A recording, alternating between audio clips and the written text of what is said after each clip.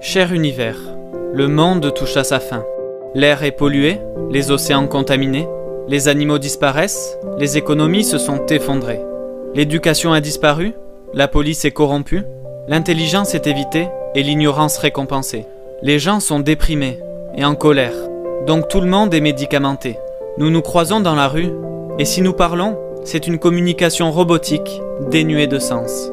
Mon univers, je vis dans un monde où les gens préfèrent avoir 15 secondes de gloire plutôt que toute une vie de sens et de but.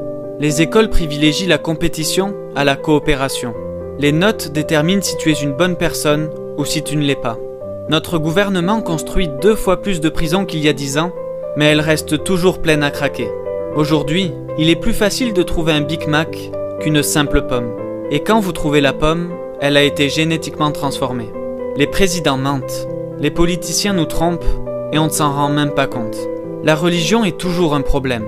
Mais comment leur faire comprendre, mon univers, qu'un Dieu partageant la violence ne peut exister? Si Dieu existe, il est tout aimant. 92% des chansons à la radio parlent de sexe. Les enfants préfèrent jouer à Fortnite plutôt que de sortir dehors. La technologie nous donne tout ce dont nous pourrions rêver, et en même temps, elle nous vole tout ce dont nous avons vraiment besoin. La personne moyenne regarde 5 heures de télévision par jour, et les films montrent plus de violence que jamais. La fierté est à son plus haut niveau, l'humilité est au plus bas. Tout le monde se croit supérieur. La moitié de nos phrases sont destinées à critiquer quelqu'un. Il ne reste plus beaucoup d'êtres humains, toutes les choses humaines ont disparu. L'argent est toujours la racine du mal. Les bonnes actions ne sont faites que lorsqu'il y a un bénéfice derrière. Les 3/4 des vidéos sur TikTok nous montrent les malheurs des autres. Nous en rions et les partageons avec nos amis. Nos modèles d'aujourd'hui auraient été des exemples de ce qu'il ne fallait pas il y a 60 ans. Les entreprises investissent des millions de dollars pour embaucher des spécialistes qui vont convaincre les filles qu'elles ont besoin de maquillage pour être belles, ce qui réduit en permanence leur estime de soi, car elles ne seront jamais assez jolies pour répondre à ces normes impossibles. Les entreprises nous disent « achetez, achetez, achetez, obtenez ceci, obtenez cela, vous devez suivre, vous devez acheter le dernier iPhone, vous devez vous intégrer, cela vous rendra heureux. » Oui, peut-être, mais pas pour très longtemps. Alors mon univers, que pouvons-nous faire face à toute cette folie? Je pense que nous pouvons aimer, cette force que tu nous as donnée et auquel tu tiens tant.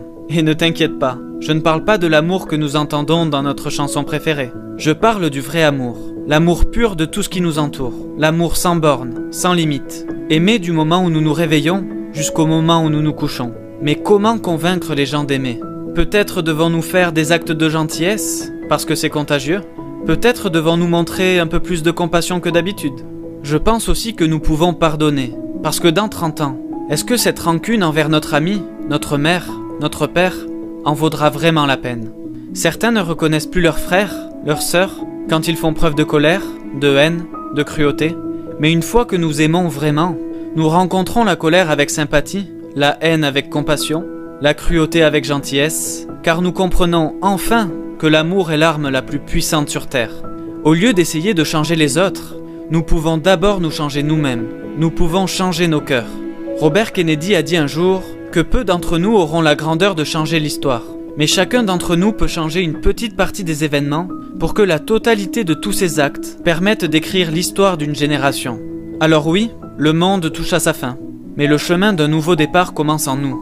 Je sais que tu seras là pour agir, mon univers, et je veux surtout que celui qui m'écoute devant cet écran comprenne qu'il en fait partie et que cette lettre est finalement pour lui.